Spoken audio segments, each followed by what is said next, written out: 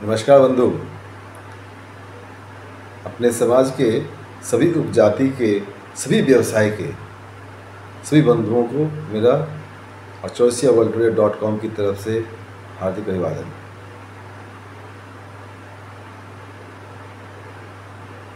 इस वीडियो के क्रम पिछले 13 जनवरी 2025 से शुरू किए गए वीडियो के क्रम में लगभग 90 वीडियोस ब्रॉडकास्ट हो चुके हैं।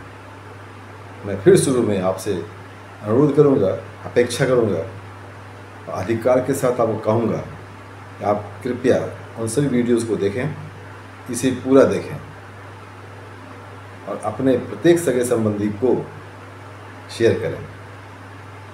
आप में से प्रत्येक व्यक्ति अपने समाज की स्थिति से अंदर अंदर चिंतित है, कुंठित है, कुछ कह नहीं पाता है। मैं समझता हूँ यदि आप इस वीडियो को अपने परिवार समाज के प्रत्येक व्यक्ति को शेयर करेंगे तो निश्चय ही अगले 1 वर्ष के अंदर जो सामाजिक वैचारिक क्रांति होगा उसमें अप्रत्याशित परिवर्तन होगा। आप खुद ही 1 वर्ष बाद कहेंगे क्या हो गया। इसमें आप अपना ऐतिहासिक योगदान दीजिए। चुप रहकर अरे क्या होगा, कुछ होने वाला नहीं है, बहुत कुछ हो चुका, ये क्या कर रहा है, कौन देखेगा, इन सब निराशावादी विचारों से हटिए। चलिए अब आगे आप देखते हैं तो मैं मान लूँगा कि आप पूरा वीडियोस देखेंगे और सबको शेयर करेंगे और इस वीडियो के नीचे कमेंट जरूर करेंगे। भाई कमेंट करने में कुछ करना नहीं है आपको, जो देखते देखते जो दिमाग में लिख डालिए। इससे सहभागी का मनोबल बढ़ेगा। आपकी प्रतिक्रिया को देख करके समाज के अन्य व्यक्ति को एक प्रोत्साहन मिलेगा, उन्हें प्रोवोक किया जाएगा, इंस्टिगेट किया जाएगा, भाई तुम भी कुछ करो, मुर्दा आप नहीं हो, जिंदा हो। श्री शंभू प्रसाद चौरसिया जी की ओजस्वी भाषण आपने सुना पिछले 2 वीडियो में, आगे भी देखिए। व्यक्ति जब एक काम में सफल होता है तो अन्य कामों में भी सफल होता है। पिछला वीडियो आपने देखा उनका 2, अब ये देखिए। इनके ऊपर इन्होंने एक समाज के लिए अनूठा काम किया है। इनकी बेटी Bharti Bhushan miss Bihar, miss Jharkhand beauty contest में पार्टिसिपेट कर रही है।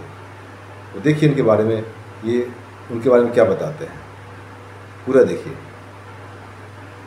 उनसे भी हम कभी आपका परिचय कराएंगे। समाज के लिए प्रेरणा स्रोत है।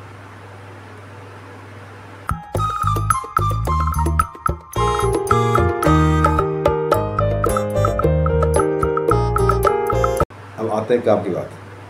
हम लोग राजनीति की बात कर रहे थे। बिहार में 2022 के चुनाव में अपने समाज के श्री दिगंबर प्रसाद तिवारी जी को कुल वोट मिले 76,275, जो विनिंग कैंडिडेट से मात्र 951 वोट कम था। जबकि इस विधानसभा क्षेत्र में अपने समाज के वोटर की संख्या, जैसा कि श्री शंभू प्रसाद चौरसिया जी ने बताया, लगभग 33,000 है। और हमें जहाँ तक पता है, देश के विभिन्न विधानसभा क्षेत्र में अपने समाज के वोटरों की संख्या इससे भी ज़्यादा है। इसके बावजूद वहाँ कोई स्ट्रॉन्ग कैंडिडेट कंटेस्ट नहीं करता है। इस वीडियो को राजनीति में रुचि रखने वाले प्रत्येक व्यक्ति देखें और सिर्फ राजनीति वाले नहीं बल्कि हर व्यवसाय के स्वजाति से ध्यान से देखें और इसे चैलेंज के रूप में स्वीकार करें कि आपकी जो भी संख्या है आप बहुत कुछ कर सकते हैं। 33,000 मतदाता और उनको वोट मिले और उन्हें वोट मिले 77,000। आगे इस डिस्कशन को हम कंटिन्यू करेंगे। कृपया आगे की वीडियो पूरा देखिए, कमेंट दीजिए। 4 तरीके से अपना ऐतिहासिक योगदान सुनिश्चित कर सकते हैं। आने वाली पीढ़ी आपके योगदान को देखेगी, उनको प्रेरणा मिलेगा। 4 क्या है? लाइक कीजिए, अपने सभी रिश्तेदार को शेयर कीजिए, नीचे कमेंट कीजिए और इसे सब्सक्राइब कीजिए। इसमें आपके 1 पैसे नहीं लगते हैं। कीजिए, आगे बढ़िए, पूरा देखिए, आप कुछ कीजिए। धन्यवाद।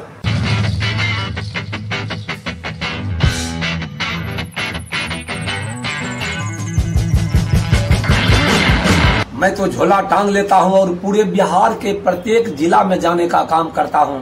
इसीलिए मुझसे आप जब पूछने लगते हैं तो मैं थोड़ा खगड़िया जिला से विषयांतर हो जाता हूं। पूरे बिहार हमको दिखने लगता है, पूरा बिहार आपका अपना है, अलग अलग जिला दिखने लगता है। इसीलिए खगड़िया की जब आप बात करते हैं तो मुझे तो वहाँ जब मैं निकलता हूँ पूरे बिहार में, अच्छा। तो चौरसिया समाज में कोई दिखता ही नहीं है। कोई भले भले विधायक बन जाए, गवर्नर बन जाए, लेकिन कोई दिखता नहीं है। जब मैं जाता हूँ जिला में तो कोई दिखता ही नहीं है दूसरा चौरसिया। मुझे तो केवल और केवल दिखता है, वहां का लोग भी बोलता है कि शंभू चौरसिया एक है जो कोई भी जिला में कहीं भी बुलाने पर समय पर चले आते हैं। ऐसा इसलिए है कि मैं 1990 में ही लोहिया जी का अध्ययन किया था। लोहिया जी कहा करते थे, जाति विहीन समाज में ही सामाजिक न्याय की कल्पना की जा सकती है। चेला ही तो सबसे जाति भेद फैलाए हैं। चलिए आगे बोलिए। निश्चित रूप से आप जो कह रहे हैं, यह वर्तमान परिवेश पर आप यह नहीं कह सकते हैं, क्योंकि जाति पाति तो आप देखे होंगे कि मनु स्मृति में ही कई एक जगह वर्णित है। मनु स्मृति में कई एक जगह वर्णित है कि यदि अछूत पवित्र जगह पर बैठ जाए, उसका पुष्टा मतलब चुत्तर मतलब पीछे का हिस्सा काट दिया जाए। हम लोग जिह्वा से यदि मनु स्मृति को कोष रहे हैं, अन्य विधर्मी आपके देश में आकर के पैंट खोल के काटता है, उसके बारे में सब लोग चुप रहते हैं। अब मनु स्मृति जो आपका घर की बात है, उसके लिए हम इतना क्यों परेशान हो रहे हैं भाई? देखिए, चंगेज खान हो या जो भी विदेशी यहाँ आक्रमणकारी आया, तो यहाँ आपके इंडिया में ही कई एक लोग हुए हैं जो उसका चाटुकारिता किए हैं। निश्चित रूप से घर का भेदी लंका ढाए।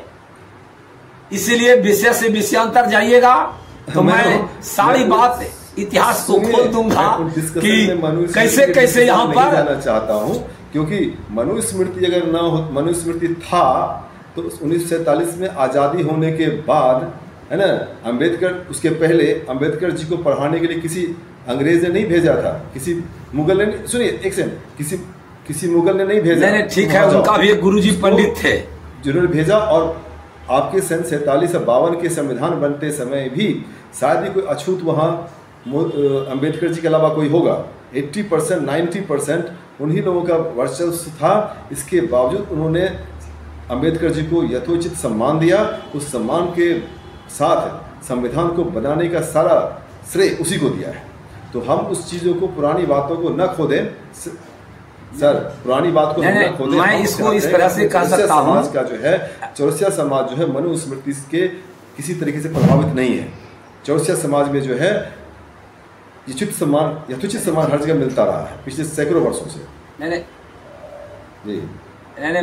मैं ये कह सकता हूँ, उसके लिए ऐसा कहा जाए, अंबेडकर जी के बारे में जो आप बताए, तो होनहार बिरबान के होत चिकने पात, जब जब धरा विकल होती है, मुसीबत का समय आता, किसी न किसी रूप में कोई महामानव चला आता है।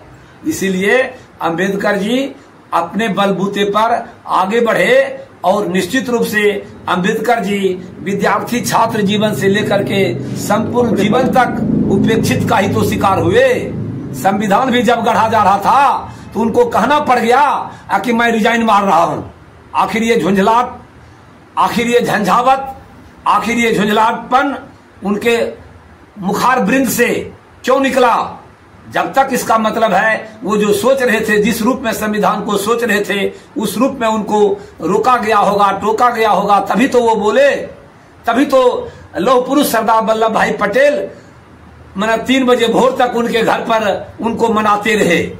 तब जाकर के वो बोले कि ठीक है, मैं संविधान में काम करूंगा। नहीं तो उसके पहले तो वो कहिए दिए थे कि जाइए आप ही लोग बना लीजिए, जब हमारा बात नहीं चलेगा तो मैं क्यों जाऊंगा वहां पर। तो हम लोग ऐसा क्यों कहना पड़ा होगा उनको?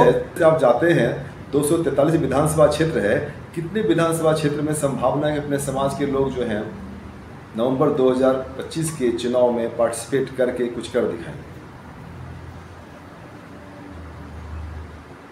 देखिए, वैसे तो हम लोग तेजस्वी बाबू से 6 विधानसभा की बात किए हैं कि हमको 6 विधानसभा से कम हमारा, जैसे देखिए देवकुमार बाबू का जो सीट है वह सीट तो मिलना ही चाहिए। परबत्ता विधानसभा है वह तो चौरसिया समाज को मिलना ही चाहिए। उसी तरह से और भी 4 सीट के लिए हम लोग रिक्वेस्ट किए हैं कि वहाँ, वैसे तो देखिए प्रभावित करने के लिए तो 17 विधानसभा है जो हमेशा 17 विधानसभा में हम लोग प्रभावित करते हैं रिजल्ट को, लेकिन ये 6 विधानसभा जो है, ये 6 विधानसभा में हम लोग निर्णायक भूमिका में आ सकते हैं और निश्चित रूप से हमको 6 टिकट कोई भी पार्टी हो चौरसिया समाज को यदि हिस्सेदारी, जैसे देखिए जनगणना हुआ तो जनगणना में हमको ठहरा दिया गया मात्र 0.47%। थोड़े हम लोग 0.47% हैं। हम लोग जानते हैं हम लोग 2.2% कहा जाए, लगभग हम लोग 2.5% हैं। .com में मैं डाटा इकट्ठा करता रहा हूं। अगर आप लोग देखे होते पहले, आपके जो राजनीतिक प्रतिनिधि हैं, जो भी ब्यूरोक्रेट्स हैं, अगर उन डाटा को निकाल करके सबमिट किए होते तो मेरे पास 90% डाटा वो सही है, बाकायदा वो ऑनलाइन अवेलेबल है मेरे द्वारा कराए गए सर्वे से, है ना। ये डाटा बिल्कुल गलत है। तो ये जो है 6 विधानसभा क्षेत्र में जहाँ की हमें टिकट मिलने की संभावना है, जहाँ के हम विनिंग कैंडिडेट हो सकते हैं, वो बाकी 4 कौन कौन सा है? मैं लगभग बिहार के हर जिला में यह संदेश देने का काम कर दिया हूं कि डाटा संग्रह, जाति सर्वे आप लोग अपने स्तर से हम लोग खड़े हैं, तो हम लोग कहीं कहीं कमेटी भी बना दिए हैं करके 80% सही डाटा है, उसको आप देखिए तो उसके वेरिएशन सही कर लीजिए, ऑनलाइन अवेलेबल रहेगा, सारा दुनिया चेक करके अपडेट कर। हाँ, उसी को आधार बना करके हम लोग थोड़ा सा उसको देख लेंगे, जहाँ गड़बड़ होगा उसको सही कर लेंगे, ठीक कर लीजिए, उस चीज को सही हो जाएगा। वो आपको डॉक्यूमेंट्री एविडेंस जो हो जाएगा, क्योंकि ऑनलाइन अवेलेबल है वो, हाँ, है ना। हल्का बिल्कुल नहीं तो समाज पहले से बहुत जग चुका है। हर जगह जाता हूँ ना, हर जगह जाता हूँ तो समाज शंभू कुमार चौरसिया के पास क्या है। मैं तो समझता हूँ कि मैं हिंदुस्तान को 4 संतान दिया। मेरा पहला संतान पटना यूनिवर्सिटी से मैथमेटिक्स से MA किया और दूसरी बेटी मेरी है जो मिस बिहार भी बनी 2017 में और मिस इंडिया झारखंड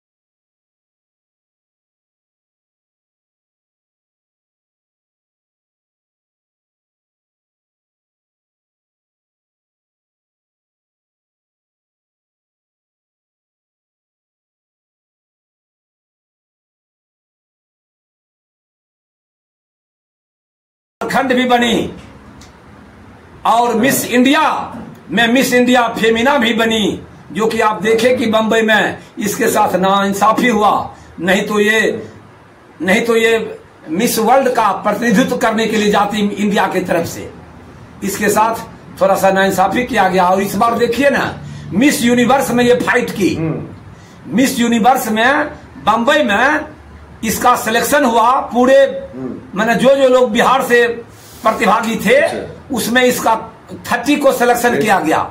वह 30 में ही अपना जगह बनाई।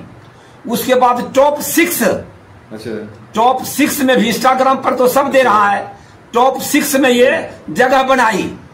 और उसके बाद आगे का जो कार्यक्रम होता तो वो डायरेक्टर जो है बिहार के, वो बोले कि बिहार में होगा, तो बंबई से सभी 300 प्रतिभागी को कहा गया कि नहीं, टॉप 6 नहीं, 300 प्रतिभागी भाग लेंगे। 300 को बिहार में वो जजेज के 30 नंबर के पॉइंट में 29.5 नंबर स्पीच में और क्वेश्चन में, वार्तालाप में, इसको 30 में 29.5 कोई जज दिया, कोई जज 30 दिया, कोई जज 29.5 दिया, यानी सबसे टॉप मार्क्स इसी का था। इसको सेकेंड बना दिया गया। तो इस प्रकार से मैनिपुलेट किया गया होगा इसको, भेदभाव हो जाता है। लेकिन हम अपना बेटी को बोले हैं कि बेटी, प्रतिभा जो है सूरज के तरह से है, बादल उसको ढकने का प्रयास करेगा, लेकिन कब तक बादल ढकेगा? क्या कर रही हो?